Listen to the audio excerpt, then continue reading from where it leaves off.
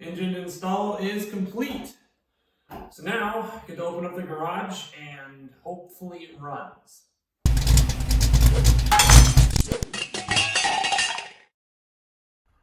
Now that I've got the engine back on the bench, it's time to remove the stator cover, the pulse generator, and the head cover.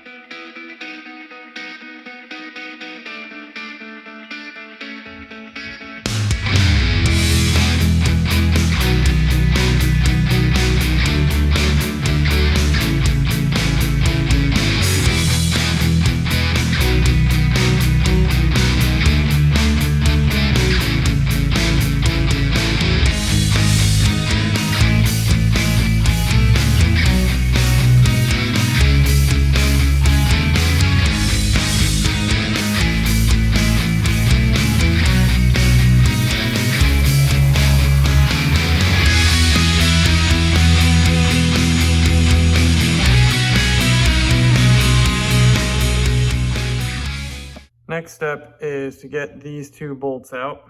They're 10 millimeters. And the best way to do that is with an impact wrench, which I don't have a real 3/8 impact wrench, so I'm using this. So hopefully it'll work and not break anything.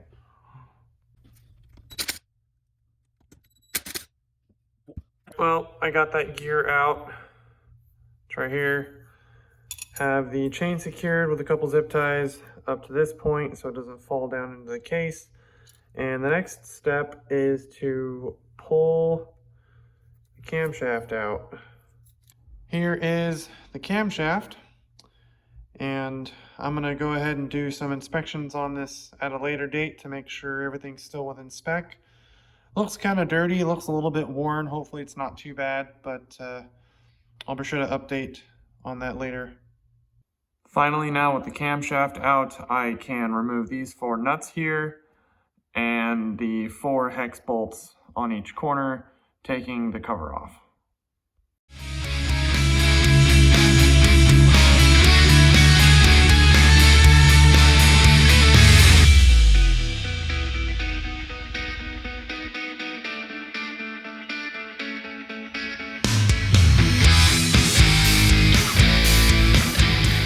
With that done, I've got the 4 hex bolts out. They're all the same size. 4 nuts, 4 washers. If you're doing this yourself, careful not to lose these because they are a special thickness. Next, I've got to get this thing off. So I've seen a couple of guys hit it with a hammer a couple times to try to loosen it up. Hopefully it's not too hard to get off.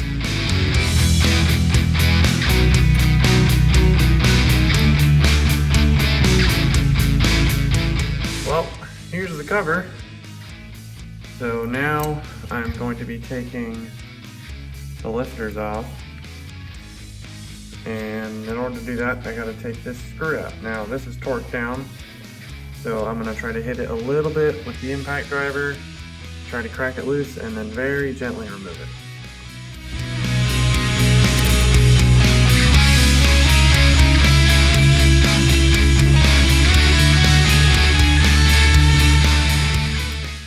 Next, I'm going to go ahead and remove the compression release lever right here, which is going to be removing this 10 millimeter bolt right here.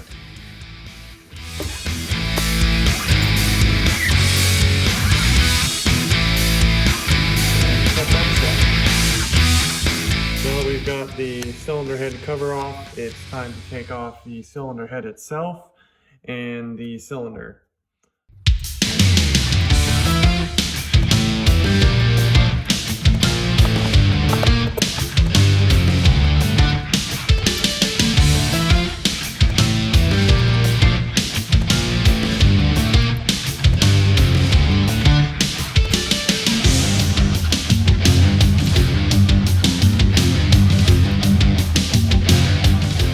Top end teardown is complete. So we've got cylinder head cover, cylinder head. I still have to get the valves out of here, but I need to go pick up the tool for that. Dirty, but doesn't look too bad a shape. And of course, the cylinder itself. If you look in here, it doesn't actually look that bad. No signs of rust like I was fearing. but looks like it's completely serviceable and clean up, hone the cylinder a little bit, and it should be good. With the top end torn apart, it's now time to remove the valves. My valve spring compressor finally came in the mail, so this is my setup. Got the compressor here, set up here with the largest die that came with it on a piece of board. I have the cylinder head clamped down the way it doesn't move too much, and then it's got this bolt here which kind of indents into the wood, make sure it doesn't go anywhere. So next is to compress it and pull up the keepers and then remove the valve. Both valves are out and I threw them in the parts cleaner to clean them up a bit. And now it's time to prep them to get them reinstalled into the head. To make sure the valves are seating well, I'm going to be using some valve grinding compound and just lightly grinding them on the head to make sure everything seats good, and then I will work on reinstallation.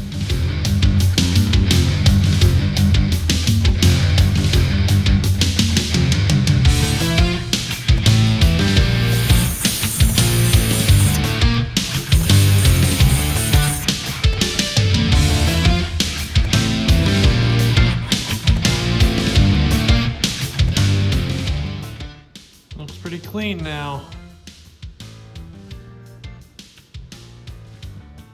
And there is the exhaust valve. Reinstalling the valves was relatively straightforward. Do exactly what I had done to remove them, but in reverse. I had a camera set up to film the process for a time lapse, but because of the angle, my head was in the way of the shot for most of it, so I just left that bit out.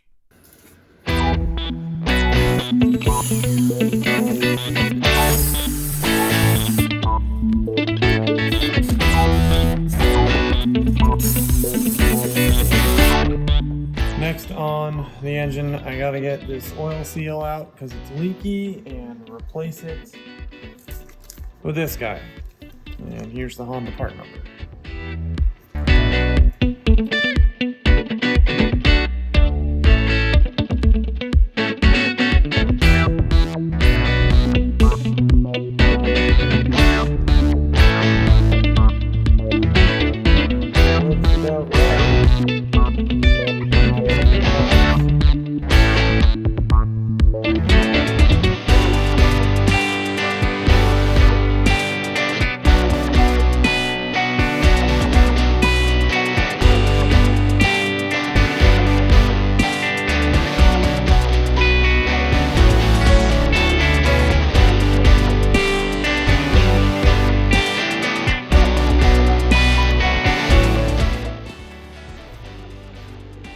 It's all in, sits flush, and ready to go.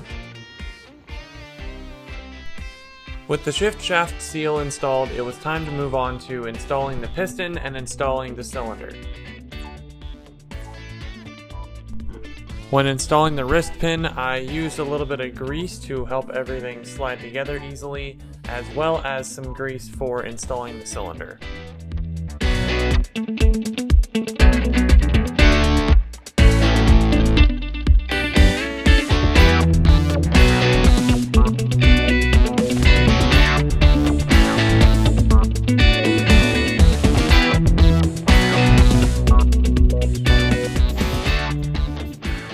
Is all installed. It's at top dead center. You can see that based off of these. Generally up here, everything's put in. So next is to get these guys cleaned up, drop the other side of the timing chain guide in, and put the sleeves on, and then drop the head on.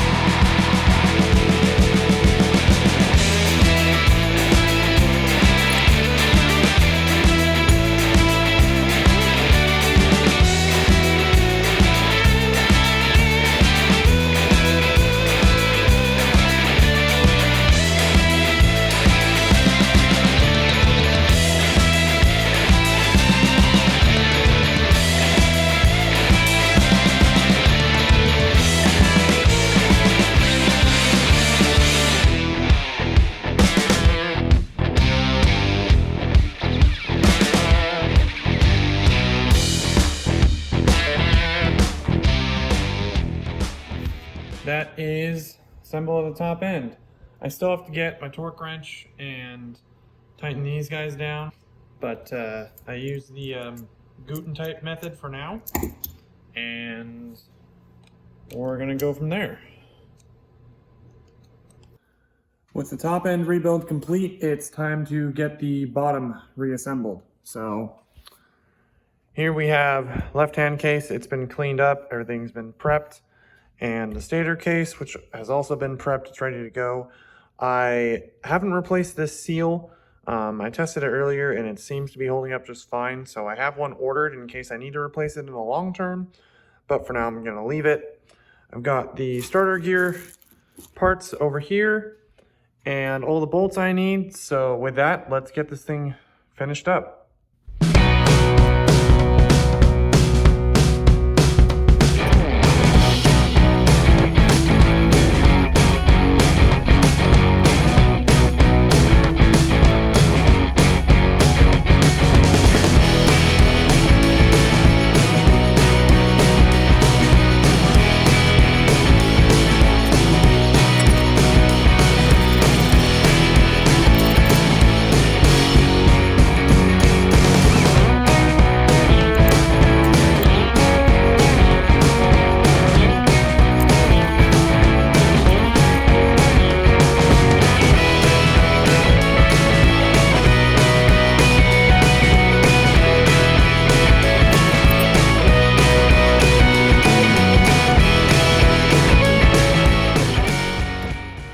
As I was installing the new gasket, I noticed it did not align perfectly with the casing.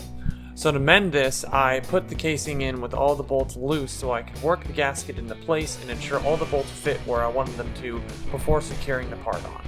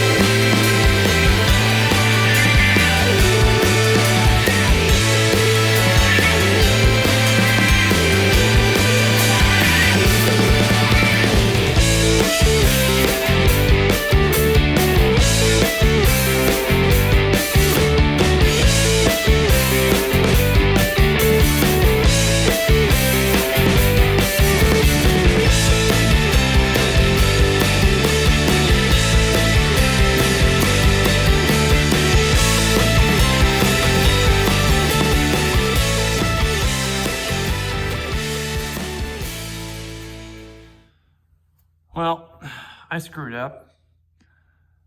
This is the motor that has been missing a pull starter for a long time, and I didn't even think about it. I started putting this bolt in.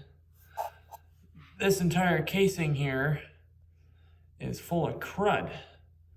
So I started putting pressure on it, and it snapped the casing and sent a piece of that aluminum flying across the shop. So, yeah, I'm dumb. Okay, try number 2. I went ahead and I flushed out all the holes and ran a bolt through to make sure everything works. So now we shouldn't have any issues or any more breaking cases, which is what we want.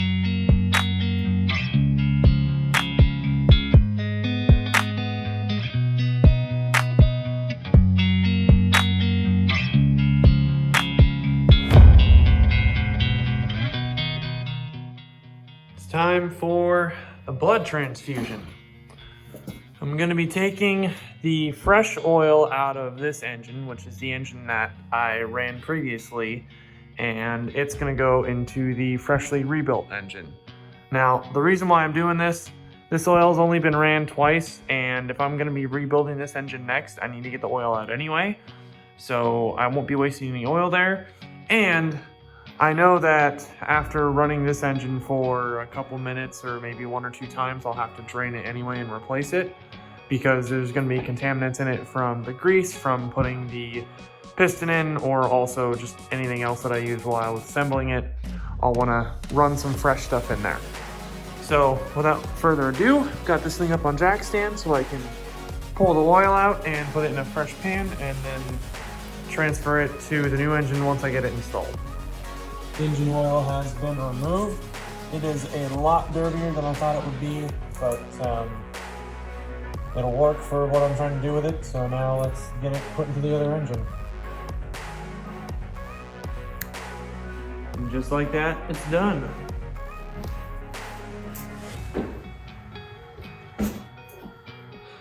Engine install is complete.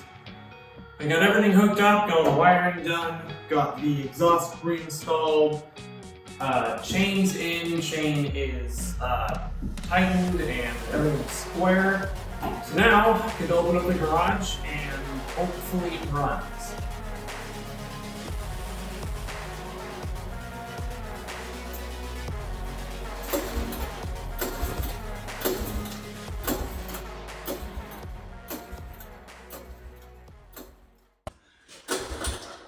Why won't you idle?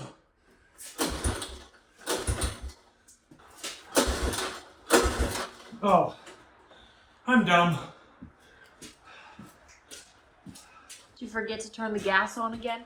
No, forgot that I had adjusted the idle screw all the way out.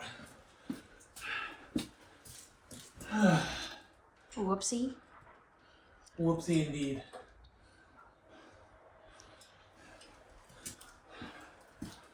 Watch.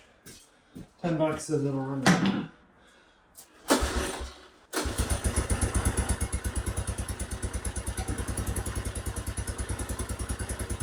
Ta-da! Ish.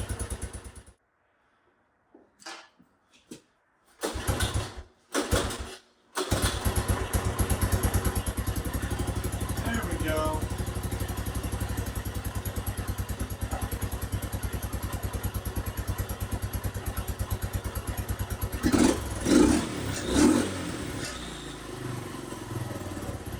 Settle. Stay running. That's better. That's what I want. Soon after I got this bike to run, I had grand plans of riding it around and getting some footage to show everyone as a conclusion of the project. Unfortunately, that never happened. Due to some circumstances, including bad weather and the fact that I didn't have a helmet at the time, the bike was sold before I had a chance to ride it around that much.